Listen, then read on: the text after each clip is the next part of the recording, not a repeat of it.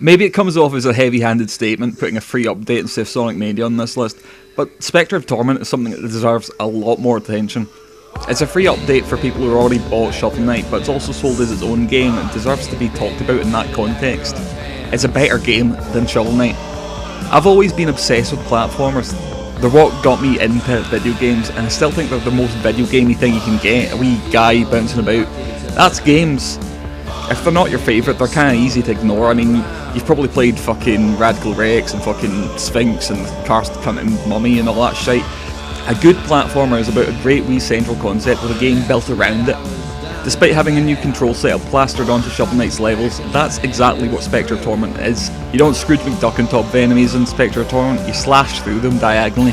It's sort of reminiscent of, and please don't let me lose you here, the lock-on attacks in Sonic Adventure, but it's far better here. How? Because it's consistent. You always dash at the same 45-degree angle.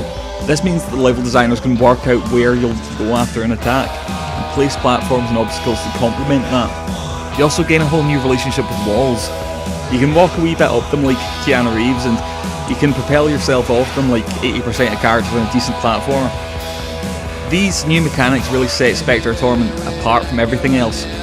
Oh, and you can grind. Shadow, fucking whatever. It works here. You're an 8-bit Grim Reaper doing board slides on a site. It's fun. It opens up new paths and plays on minecart level design, while giving the option to opt out midway. It's optional, and that's what's critical. Shovel Knight was all about that risk-reward dynamic. You can look for secret rooms, but they're harder. You can destroy checkpoints to gain more treasure, but you're risking having to replay more of the level if you die. Specter of Torment only deepens the impact of these concepts. You see, that diving slash is simple, but it adds so much to the game. You can slash down, quickly get to a platform, or slash up to attack more aerial targets, or access suspended platforms. You could combine that with the wall run to access hidden rooms, or gain vantage to more targets. Shovel Knight was creative and clever, but most of your time was spent reacting to level design. Specter of Torment really lets you play with it, and it's that foundation within Shovel Knight that makes it really great. The world and characters are just as quietly witty and charming as before, and the fantastic soundtrack hasn't changed much, but it's the inventiveness of the levels that are the primary defining aspect of this game. The conveyor belts and weight activated rising pillars and the wee gears you suspend in mid-air to jump off.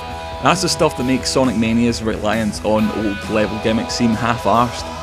There's room for innovation in 2D platformers. Shovel Knight proved that Specter of Torment really hammers the point at home.